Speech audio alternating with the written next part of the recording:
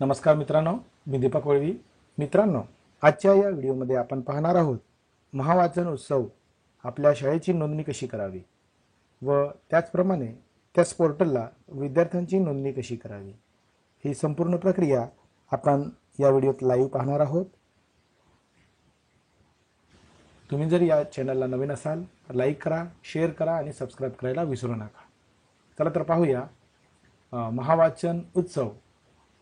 Google क्रोमला गेल्यानंतर आपल्याला या ठिकाणी महावाचन.org ही वेबसाईट आपल्याला सर्च करून घ्यायची आहे. या ठिकाणी सर्च केल्यानंतर या पद्धतीचा इंटरफेस आपल्यासमोर ओपन होणार आहे. या ठिकाणी आपल्याला सर्वात आधी आपल्या शाळेचं हे रजिस्ट्रेशन या ठिकाणी आपल्याला करून घ्यायचं आहे. या ठिकाणी दिलेलं आहे स्कूल युजर रजिस्ट्रेशन. त्याच्यानंतर रजिस्ट्रेशन झाल्यानंतर आपल्याला या ठिकाणी स्कूल लॉग इन या ठिकाणी आपल्याला करून घ्यायचं आहे. आपण सर्वात आधी रजिस्ट्रेशन पाहूया. या ठिकाणी काही सिंपल अशी माहिती आपल्याला विचारलेली आहे. प्रिन्सिपलचं फर्स्ट नेम या ठिकाणी विचारण्यात आलेलं आहे, ते व्यवस्थितरित्या टाकून घ्यायचं आहे.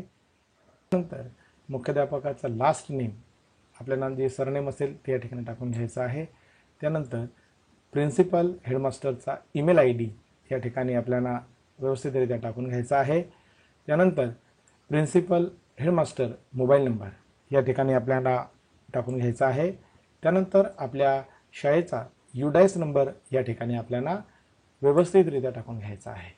मित्रांनो, ही सर्व माहिती भरून झाल्यानंतर आपल्याला या ठिकाणी आपल्या UDICEवरनं सर्च करून शाळेचं नाव, डिस्ट्रिक्ट, ब्लॉक हे ऑटो सिस्टीममध्ये या ठिकाणी आपल्याला दिसणार आहे. UDICEच्या नंबर टाकल्यानंतर ही सर्व माहिती UDICE प्लसच्या पोर्टलवरनं या ठिकाणी घेतली जाणार आहे.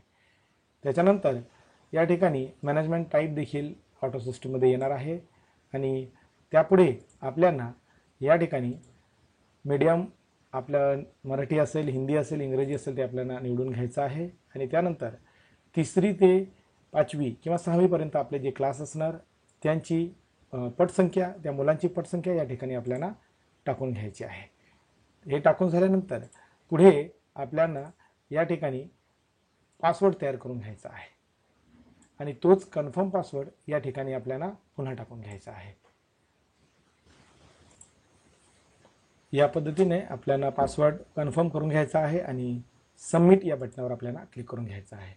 सबमिट झाल्यानंतर काही वेळातच, काही सेकंदामध्ये या ठिकाणी आपल्याला एक मेसेज येऊन जाणार आहे, ऑथॉरिटी युजर रजिस्टर्ड सक्सेसफुली. या ठिकाणी आपल्या शाळेचं रजिस्ट्रेशन या ठिकाणी आपलं झालेलं आहे. या ठिकाणी ओके या बटनावर क्लिक करून घ्यायचं आहे. ओके या बटनावर क्लिक केल्यानंतर पुन्हा या पद्धतीचा इंटरफेस आपल्यासमोर येणार आहे. आता आपलं स्कूल रजिस्ट्रेशन हे कंप्लीट झालेलं आहे. आता आपल्याला शाळेचं लॉग इन करून घ्यायचं आहे, म्हणून युजर लॉग इन या ठिकाणी मी क्लिक करून घेणार आहे. आणि आपण आता जो ईमेल ID, जो युजरनेम ठेवला तो ईमेल ID आणि जो पासवर्ड ठेवला तो पासवर्ड टाकून आपल्याला या ठिकाणी आपल्या शाळेचं लॉग इन करून घ्यायचं आहे. या ठिकाणी आपण स्क्रीनवर बघू शकत आहात. या ठिकाणी असा मेसेज येणार आहे, लॉग इन सक्सेसफुली. या ठिकाणी लॉग इन केल्यानंतर माझ्या शाळेचं या ठिकाणी लॉग इन झालेलं आहे, त्याला आपण ओके असं म्हणायचं आहे. ओके म्हटल्यावर मित्रांनो या ठिकाणी आपलं हे लॉग इनचं डॅशबोर्ड या ठिकाणी ओपन होणार आहे. या ठिकाणी आपल्या शाळेचं नाव डिस्प्ले होणार आहे. त्याच्यानंतर या ठिकाणी आपण किती विद्यार्थी या वाचन उत्सवात सहभागी झाले तो नंबर या ठिकाणी येणार आहे. मी आतापर्यंत एकही विद्यार्थी या ठिकाणी रजिस्ट्रेशन केलेला नाही आहे, म्हणून या ठिकाणी 0 असं आलेलं आहे. त्याच्यानंतर या ठिकाणी आपल्याला पुढची पायरी जी आहे, विद्यार्थ्यांचं या ठिकाणी आपल्याला रजिस्ट्रेशन करून घ्यायचं आहे. त्यासाठी आपल्याला या ठिकाणी एक टॅब देण्यात आलेली आहे. वरती आपण बघू शकतो क्रिएट न्यू सबमिशन आणि डॅशबोर्ड आणि या ठिकाणी लॉग आउट असं आपल्याला देण्यात आलेलं आहे. या ठिकाणी आपण क्रिएट न्यू सबमिशन या बटनाला क्लिक करून आपण विद्यार्थ्याची नोंदणी आपण करून घेणार आहोत. या ठिकाणी मी क्लिक केल्यानंतर या पद्धतीचा पुन्हा एक फॉर्म आपल्यासमोर ओपन होणार आहे. विद्यार्थ्याची नोंदणी या फॉर्मद्वारे आपण करू शकणार आहोत. विद्यार्थ्याची नोंदणी करून घ्यायची आहे. या विद्यार्थ्याचं रजिस्ट्रेशन आपल्याला करून घ्यायचं आहे. त्यासाठी आपल्याला साधी आणि सिंपल अशी माहिती या ठिकाणी विचारण्यात आलेली आहे. विद्यार्थ्याचं फर्स्ट नेम या ठिकाणी आपल्याला व्यवस्थित टाकून घ्यायचं आहे. त्यानंतर विद्यार्थ्याचं लास्ट नेम या ठिकाणी टाकून घ्यायचं आहे. विद्यार्थ्याचा रोल नंबर जो असेल तो या ठिकाणी आपल्याला टाकून घ्यायचा आहे. ही माहिती टाकून झाल्यानंतर आपल्याला पुढे त्याचा वर्ग सिलेक्ट करून घ्यायचा आहे. मी इयत्ता 4थीची एक विद्यार्थिनी आहे, तिचं मी डेमो म्हणून भरून दाखवणार आहे, म्हणून मी इयत्ता 4थी हे या ठिकाणी सिलेक्ट करून घेतलेलं आहे. त्याच्यानंतर सेक्शन देण्यात आलेलं आहे. या ठिकाणी डिव्हिजन आहे. आपल्या शाळेत जर डिव्हिजन असेल ABCD तर आपण ते सिलेक्ट करू शकतो.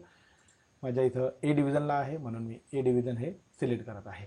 पुढे आहे लँग्वेज ऑफ सबमिशन. कोणत्या भाषेमध्ये या विद्यार्थिनीने वाचन केलेलं आहे, कोणत्या विषयाचं वाचन केलेलं आहे ते या ठिकाणी आपल्याला सिलेक्ट करून घ्यायचं आहे. मराठी, हिंदी, इंग्रजी अशा अनेक भाषा या ठिकाणी देण्यात आलेल्या आहे. या विद्यार्थिनीने मराठी विषयाचं वाचन केलेलं आहे म्हणून मी या ठिकाणी मराठी हे सिलेक्ट करून घेत आहे.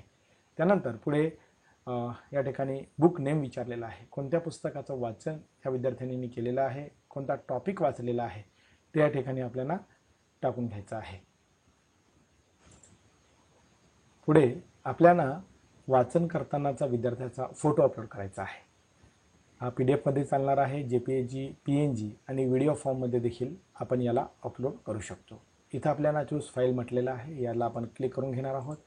आपण आपल्या डॅशबोर्डला जाणार आहोत. डॅशबोर्डला गेल्यानंतर या ठिकाणी ज्या विद्यार्थिनीची मी माहिती या ठिकाणी अपलोड करणार आहे त्याचा तो फोटो या ठिकाणी मी ऑलरेडी ठेवलेला आहे. तो फोटो आपण या ठिकाणी अपलोड करून घ्यायचा आहे. फोटो अपलोड झाल्यानंतर या ठिकाणी मार्क्स अलॉटेड या ठिकाणी आपल्याला त्या विद्यार्थ्यांना 10 पैकी किती गुण आपण देऊ शकतो, आपण कोणत्या पद्धतीने त्या विद्यार्थ्यांनी वाचन केलेलं आहे याच्यावर आपल्याला या ठिकाणी गुण द्यायचे आहेत. मी या ठिकाणी 9 गुण दिलेले आहे. या पद्धतीचं आपल्याला ज्याही मुलाने वाचन उत्सवामध्ये सहभागी झाले त्यांची सर्व माहिती या ठिकाणी भरून घ्यायची आहे आणि सबमिट या बटनावर आपल्याला क्लिक करून घ्यायचं आहे. सबमिट या बटनावर क्लिक केल्यानंतर या विद्यार्थ्याची माहिती आपण बघू शकतो. स्टुडंट एंट्री सबमिटेड सक्सेसफुली असा आपल्यासमोर मेसेज आलेला आहे. या विद्यार्थ्याची माहिती आपण या ठिकाणी सेव्ह केलेली आहे. याला ओके केल्यानंतर आपण पुन्हा आपल्या होम डॅशबोर्डला जाऊया. या होम डॅशबोर्डला गेल्यानंतर आपण या ठिकाणी स्क्रीनवर बघू शकत आहात. मी एका विद्यार्थ्याची एंट्री या ठिकाणी केली म्हणून या ठिकाणी देखील 1 नंबर आलेला आहे आणि या ठिकाणी स्टुडंट पार्टिसिपेट 1 हे आपल्यासमोर दिसत आहे. या पद्धतीने जेही विद्यार्थी आपण वाचन उत्सवामध्ये सहभागी करून घेणार आहोत किंवा वाचन करत आहेत त्या विद्यार्थ्यांची माहिती आपल्याला या वाचन उत्सव या पोर्टलवर नोंदणी करून घ्यायची आहे. मित्रांनो, व्हिडिओ आवडला असेल लाईक करा, शेअर करा आणि सबस्क्राईब करायला विसरू नका. धन्यवाद मित्रांनो.